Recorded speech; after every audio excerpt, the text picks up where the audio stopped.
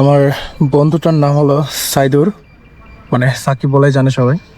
তো বিষয়টা হচ্ছে এর সাথে বন্ধুত্ব হওয়ার একটা গল্প আছে। গল্পটা আজকে আপনাদের সাথে শেয়ার করব। ও আসুক, তারপর গল্পটা বলবো। ফার্স্টেই ওর সাথে দেখা হয়েছে, তারপর ওর সাথে বন্ধুত্ব হয়েছে একদিনের ভিতরে, আর বন্ধুত্বটা আর সেই বন্ধুত্ব এই পর্যন্ত আসছে। বন্ধু, কি অবস্থা তোর? আরে বাসাকে পরে আমার দেখুন বাসায় কথা ছিল 6টায়। 7:10। আমি বলেছি 6টায় বেরোবো। তুই 1 ঘন্টা 10 মিনিট লেট। আমি বলেছি 6টায় বেরোবো। এবার বলছি বলেছি 6টায় আসবি। কি বলিস তুই? এখন তুই মনে করেছিস সেটা তো তোর সমস্যা। দেখ চল কোনো দিন গেলি আশেপাশে আশেপাশে তোর গার্লফ্রেন্ডের বাড়ি আছে, যাওয়া যায়? এখন তো একটাও নেই। এটা ইমানদার মানুষ আমি। কি বলিস? ইমানদার। আজ প্রথমবার কইছস, তাই মাফ করে দিলাম। কোন দিকে যাবো?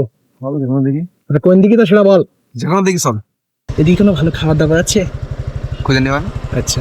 ওর সাথে দেখা হয়েছিল 2020 সালের শেষের দিকে, ডিসেম্বর মাসে। তো এরকম একটা সময় দেখা হয়েছিল, কিভাবে জানেন? মানে ইট ওয়াজ এ ট্রেজেডি। মানে আমরা দুজনেই গেছিলাম, মানে তখন কেউ কাউকে চিনতাম না, দুজনেই গেছিলাম কনস্টেবলের মাঠে। মানে তখন একটা মাঠ ছিল, আমি অ্যাপ্লাই করছিলাম পুলিশে, তো ও অ্যাপ্লাই করছিল। তো তখন তো আমরা কেউ কাউকে চিনতাম না। তো ওই মাঠে ওর সাথে দেখা হয়, ওর সাথে কথা হয়, ওর সাথে তখন থেকে একটা বন্ধুত্বপূর্ণ সম্পর্ক তৈরি হয়েছে। এই যে আমরা আসছিলাম এমনিতে, ঠিক আছে? আসলে ছেলেদের বন্ধুত্ব একটু ডিফারেন্ট হয়। ছেলেদের বন্ধুত্বর মধ্যে থাকে একটা মাধুর্য, থাকে না কোনো স্বার্থ।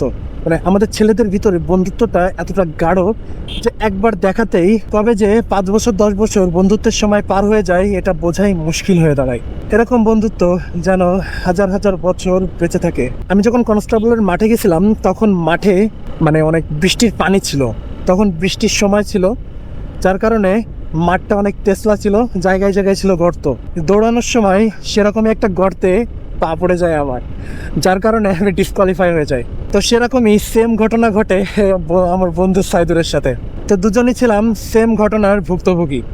তো আমাদের এক পাশে এরকম রেখে দেওয়া হয়েছিল যেখানে আমরা বসেছিলাম, আমাদের যারা আর কি ডিসকোয়ালিফাই হয়েছিল তাদেরকে।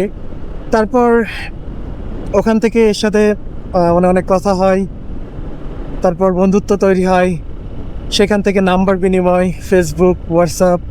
তো ওর সাথে দেখা হয়েছে আজ থেকে 2-3 বছর আগে। তো আর এই দেখা হলো, এই ঘোরাঘুরি। সকাল ভোরবেলা এসেছি, ও রেডি হয়ে বের হয়ে গেছে। তো আশেপাশের গ্রামগুলো, এয়ারপোর্ট, তারা বিভিন্ন জায়গায় ঘুরতেছি, দুইজন গল্প করতেছি। বেঁচে থাকুক এই বন্ধুত্বগুলো, যেগুলো হয় নিঃস্বার্থ, থাকে না কোনো স্বার্থপরতা।